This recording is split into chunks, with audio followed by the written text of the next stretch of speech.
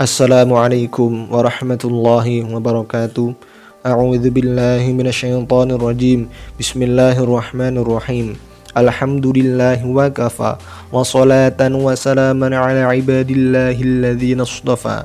La siyama nabiyyana al-mustafa sallallahu alaihi wasallam wa ala alihi wa ashabihi wa man sara ala nahjihi wahdada biyadihi ila yaumiddin. Subhanaka la ilma lana illa ma 'allamtana innaka antal alimul hakim. Allahumma 'allimna ma yanfa'una wanfa'na bima 'allamtana wa zidna hudan wa tuqan wa salahan ya rabbal alamin.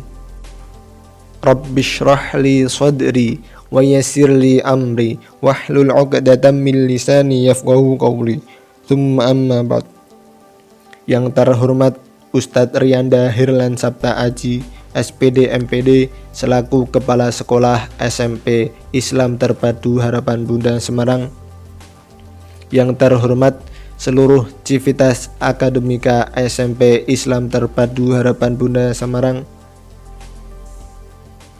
dan seluruh murid-murid Ustadz dari kelas 7 hingga kelas 9, ikhwan maupun akhwat yang Ustadz banggakan dan cintai karena Allah Subhanahu wa taala. Yang pertama-tama, yang paling utama, kita ucapkan syukur kehadirat Allah Subhanahu wa taala atas limpahan karunia-Nya. Kita masih diberi kesehatan sehingga kita dapat melihat dan mendengarkan taujih kali ini. Yang kedua, sholawat serta salam tak lupa kita sanjungkan kepada kehadirat Nabi Muhammad sallallahu alaihi wasallam. Atas berkat jasa beliau, kita dapat merasakan dan menikmati indahnya ad-dinul Islam. Pada taujih kali ini, Ustadz akan memulai dengan sepotong cerita yang mungkin kalian murid-murid Ustadz sering mendengarkannya pada SD maupun SMP.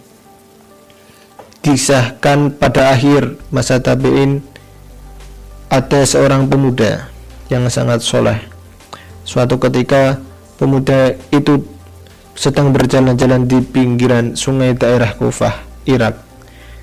Kemudian dirinya terkejut dengan menemukan sebuah apel yang hanyut di depannya.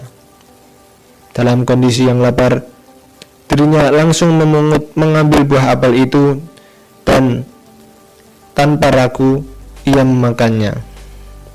Akan tetapi dengan satu gigitan saja dirinya tersadarkan bahwa apel segar yang ia makan adalah bukan apel miliknya. Lalu ia pun tersentak, juga bertanya-tanya dalam hatinya, milik siapakah apel ini? Akhirnya ia pun merasa bersalah. Bagaimanapun juga apel tersebut bukan miliknya. Bagaimana bisa aku memakan sesuatu yang bukan milikku? Gumam pemuda itu dengan sangat menyesal. Akhirnya ia memutuskan untuk menyusuri sungai itu sampai ketemu pohon yang menghanyutkan apel tersebut dengan tujuan untuk meminta maaf, meminta ridho kepada pemiliknya. Bahkan kalau tidak diikhlaskan, pemuda itu sanggup dan siap untuk mengganti rugi apel tersebut. Setelah cukup jauh berjalan menyusuri sungai, akhirnya ia menemukan kebun apel yang sangat subur tumbuh di samping sungai. Rantingnya pun banyak menjulur ke sungai, dan tidak diragukan lagi buahnya pasti jatuh ke sungai, hanyut terbawa arus air. Kemudian sambil mencari pemilik kebun apel tersebut. Dalam pencarian, ia mendapati seorang yang tengah menjaga kebun apel tersebut. Pemuda itu pun berkata, "Wahai hamba Allah, saya telah menemukan apel ini yang hanyut bersama sungai, dan saya telah memakannya. Apakah Anda bersedia untuk memaafkan saya?" Kata pemuda itu sambil menunjukkan apel yang telah ia makan. Terus menjawab. Penjaga kebun pun menjawabnya, saya bukan pemilik kebun apel ini. Bagaimana mungkin saya bisa memaafkan kamu, sementara saya bukan pemilik kebun apel ini. Pemilik kebunlah yang berhak memaafkan kamu. Lalu penjaga itu mengatakan, rumah pemilik kebun ini cukup jauh, sekitar 5 mil dari sini. Mendengar jawaban itu, dengan jarak rumah pemilik yang cukup jauh, pemuda itu pun tidak berputus asa untuk mencari keridhaan pemiliknya. Akhirnya ia sampailah pada rumah si pemilik apel tersebut. Ia pun langsung mengetuk pintu. Wahai hamba Allah, saya datang ke sini karena saya telah menemukan apel hanyut di sungai yang jatuh dari kebun Anda. Kemudian saya memakannya. Saya datang ke sini untuk meminta kerelaan Anda atas apel ini. Apakah Anda meridhoinya? Saya telah menggigitnya dan ini yang tersisa, ungkapnya dengan penuh khawatir. Sungguh kaget pemilik kebun itu dan agak lama mendengar ucapan pemuda tersebut. Lalu ia menjawabnya, tidak, saya tidak merelakannya, nak. Sapi pun terkaget dan ia penasaran dengan sang pemilik kebun yang mempermasalahkan sebuah apel itu. Kemudian sang pemuda itu lalu menanyakan apa yang harus dia lakukan agar sang pemilik kebun memaafkannya. Demi Allah, saya tidak akan memaafkanmu kecuali kamu mau memenuhi persyaratan dari saya, ucap pemilik kebun itu. Persyaratan apa itu? Tanya pemuda dengan cemas. Kau harus menikahi putriku, jawab pemilik kebun. Benarkah itu yang menjadi syarat Anda? Anda memaafkan saya dan saya menikahi putri Anda? Itu anugerah terbesar, tanya pemuda yang kaget. Tanya pemuda dengan kaget. Putriku itu buta, tuli, bisu, dan lumpuh, tak mampu berdiri apalagi berjalan. Kalau kamu menerimanya, maka saya akan memaafkan kamu, kata sang pemilik kebun tersebut. Datanglah pada Isa untuk berjumpa dengan istrimu, nak, katanya sang pemilik kebun. Kedengarannya cukup tak masuk akal. Kiranya itu adalah hukuman yang tak sebanding dengan kesalahan memakan apel tersebut yang hanyut bersama sapi. Tetapi di satu sisi sang pemuda itu sendiri tidak mau menanggung dosa karena telah mengambil yang bukan haknya. Datanglah Ba'da Isya, Ba'da Isya pun tiba. Sabit kemudian menemui calon istrinya yang cacat dengan berat hati. Dirinya berjalan ke kamar pengantin dengan langkah yang berat. Kemudian dia mengucapkan salam, Assalamualaikum. Alangkah kagetnya sang pemuda itu mendengar jawaban salam dari istrinya. Tak hanya itu, wanita pun itu berdiri menghampiri Sabit dengan wajah yang sangat cantik dan paras indah tanpa ada cacat sedikit pun. Dalam pengurangan bang pemuda itu, harusnya ia bertemu dengan perempuan yang dikatakan ayahnya yang cacat. Dengan perasaan yang tak percaya, ia pun langsung bertanya kepada gadis bidadari itu. Ayahmu berkata, kau adalah seorang perempuan yang buta, tanya pemuda itu. Demi Allah, ayahku berkata jujur, aku buta karena aku tak pernah melihat sesuatu yang dimurkai Allah. Jadi jawab gadis cantik itu.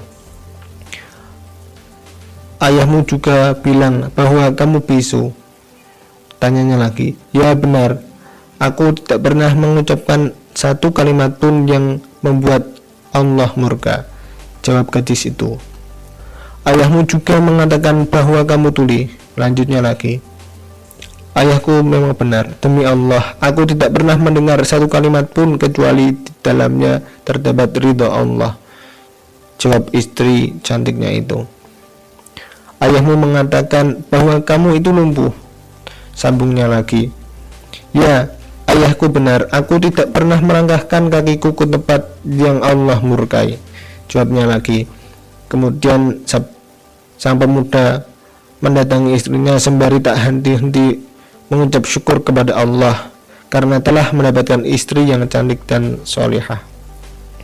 Dari kisah ini kita dapat menarik kesimpulan bahwa niat sang pemuda untuk mencari pemilik kebun hanya untuk meminta maaf, niatnya sangat baik, namun Allah membalasnya dengan kebaikan yang berlimpah-limpah.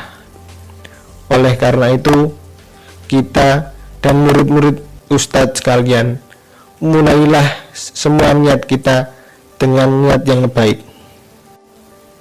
Rasulullah Shallallahu Alaihi Wasallam pernah bersabda, "Innamal a'malu binniyat wa innamal likulli imri'in ma nawa. Faman kana hijratuhu ila Allah wa rasulih fa hijratuhu ila Allah wa rasulih. Wa man kana hijratuhu lidunya yusibuha aw imra'atin yankihuha fa hijratuhu ila ma hajara ilaih." Muttafaqun alaih. Yang artinya, sesungguhnya sah atau tidaknya suatu amal tergantung pada niatnya, dan yang teranggap bagi tiap orang yang ia niatkan. Maka siapa yang berhijrah karena Allah dan Rasulnya, maka hijrah itu diterima oleh Allah dan Rasulullah. Dan siapa yang hijrah karena keuntungan dunia yang dikejarnya atau karena perempuan yang akan dinikahinya, maka hijrahnya terhenti pada apa yang ia niatkan. Dan di dalam buku usul fiqh terdapat kaidah yang sangat agung dan bermanfaat yang berbunyi al-umuru bimaqasidiha. Setiap perkara tergantung pada maksudnya, tergantung pada niatnya. Maka dari itu kita, khususnya murid-murid Ustadz, dalam menuntut ilmu khususnya, mulailah niat kita dengan yang benar.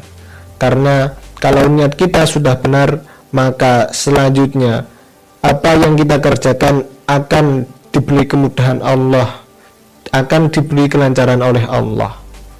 Mungkin cukup sekian dari Ustadz. Bila ada salahnya, itu datangnya dari Ustadz sendiri, dan bila ada lebih dan baiknya, mungkin itu datangnya dari Allah Subhanahu wa Ta'ala, karena Dia gading yang tak retak, dan kesempurnaan itu hanyalah milik Allah Subhanahu wa Ta'ala.